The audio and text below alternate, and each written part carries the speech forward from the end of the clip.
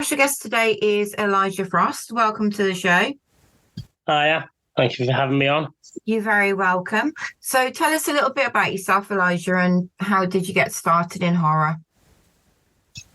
Um, well, I'm 46. I'm a bus driver at the minute, but I would prefer to write full time. Yeah. I first started writing about 12 years ago. For me, it was a form of escape. I didn't like the life that I was in, so I got into writing, and then it just sort of spiraled out from there, really. Yeah. Growing up, I used to have night terrors, nightmares, and it got to the point where I even quoted a line from a film that I'd watched previously called Creepshow. Yeah. And I actually said one of the lines in my sleep. So then I watched as many horror films as I could to get over my night terrors. And now I'm desensitized to it all. So my dream is to write something that scares even me. Yeah. And have you managed that yet? Not yet, no. I did write a short story called Silent Scream. It did send a bit of a chill down my spine, but nothing to fully scare me as yet. But I'll get there. So how do you get your ideas? Is it mainly from your dreams or do you get them from around you? To be honest, I get it from everywhere.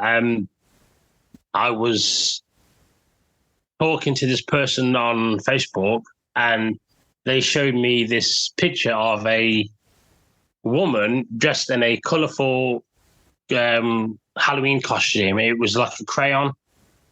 And I was able to get a story, an idea for a story just from that, a horror story from that. So yeah, it's pretty much just whatever I see, whatever I hear. I mean, my son, he said things to me and it's just clicked in my head and I've got a story from that as well. So it's pretty much just anything really. Yeah. So how do you go about processing your story? Are you a plotter or a pantser? I don't really plan my stories. They just sort of, I sit down, open my laptop and then just write. There is no sort of plan. I like to see where the story takes me, not where I take the story. Yeah. So how do you create your characters? Do you base those off people that you know? Some of the characters, yes. I do tend to put a lot of myself in my stories.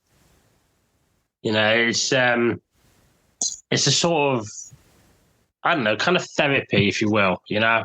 Yeah. I sort of think about what I want in that story and I write it down. If it comes out that it's no good, then I'll delete it and then I'll restart again. But yeah, for the most part, it is based loosely on some of the people that I've met in my life. Do you base the characters on personal experiences? Not yeah. the characters, sorry, the story. There are a few stories that are based on personal experiences, yeah. Fantastic. Do you put a sort of like message in what you write intentionally or not intentionally?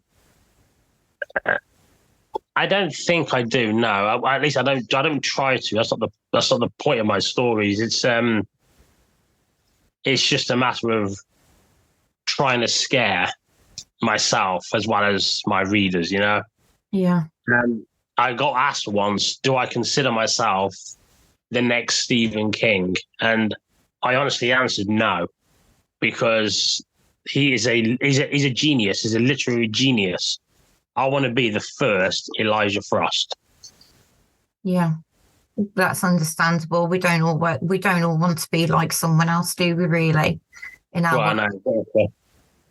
If everything was the same, then it'd be pretty boring. It would be, yeah.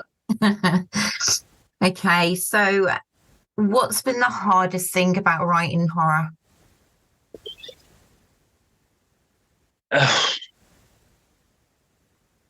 I think probably, I mean, the first story I wrote was a novel called Survival of the Fittest.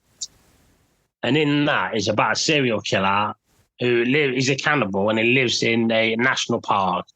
And the hardest part for me is getting the details of where he is and also the fight scenes, because he comes up against two characters who they fight against him to survive is to survive him.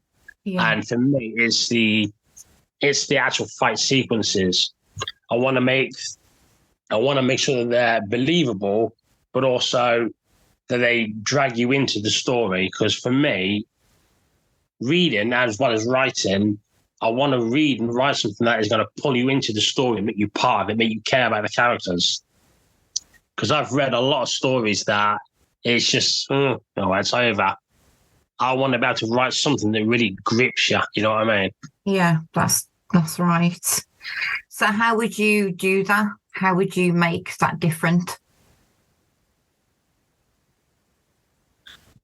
Well, I do tend to put a lot of detail into my surroundings, where the settings are, what's around.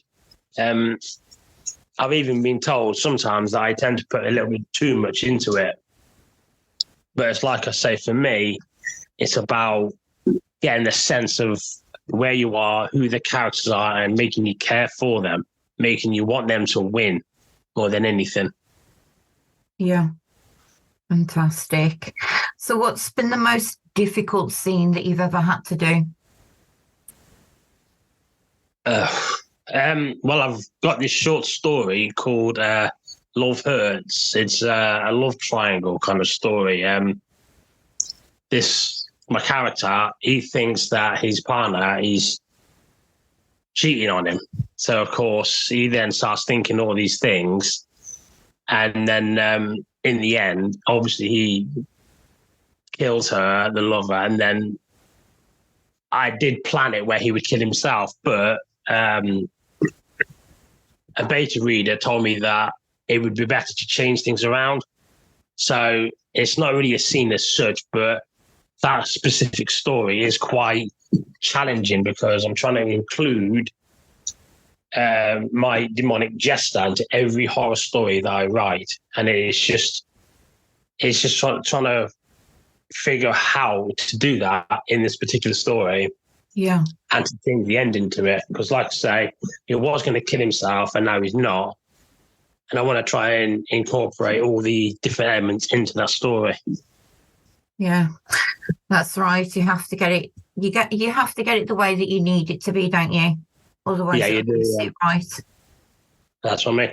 And people say that the first draft doesn't have to be perfect, but I am quite the perfectionist, and I tend to go over stories quite a lot, and then I read it and I think, no, that could be better, or I could change this for that. Yeah. And then, of course, by doing that, it's taking me longer because I'm trying to get it perfect, but I need to understand that it's never going to be perfect. There are going to be people out there that love my stories, and there are going to be people out there that hate them. It's not about me getting it perfect. It's about me finding the right balance to sort of please everyone. Yeah, that's right. So what advice would you have for aspiring writers who want to get into the horror genre? Watch a lot of horrors. Definitely watch a lot of horrors, and never stop. Never let people tell you how things should be done or how you should write. I've been told that I've got a certain style, but I've never really noticed that. It's like find your own style, and if you don't have one, it doesn't matter. Just write. Put your heart and soul into it. Always put your heart and soul into it, because people will see that. If you just write a story randomly, then they'll know. But if you put everything into it, they'll see that as well. and they'll know that you care about the work that you're doing. Brilliant. So tell us a little bit about your books, Elijah. It's 11 tales of blood and gore.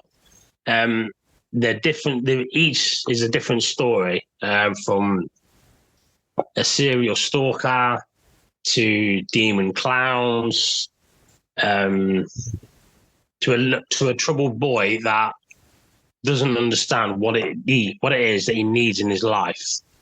Each one is a dark path into my own psyche and also the psyche of my recurring character, the demon jester, Renkar.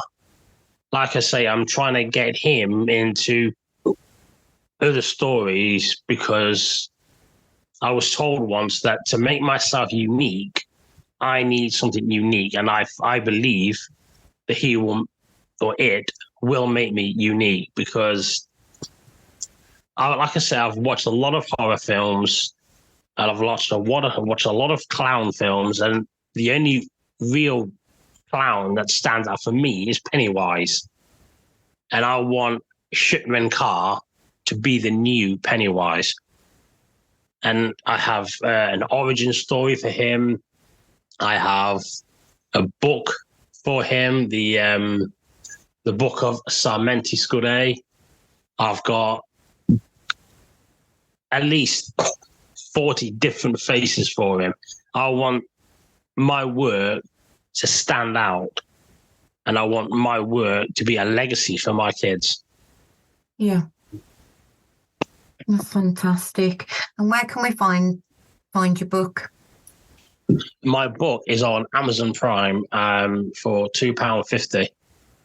Okay, that's fantastic. So thank you very much, Elijah, for being on the show. It's been wonderful having you here. No, not a problem.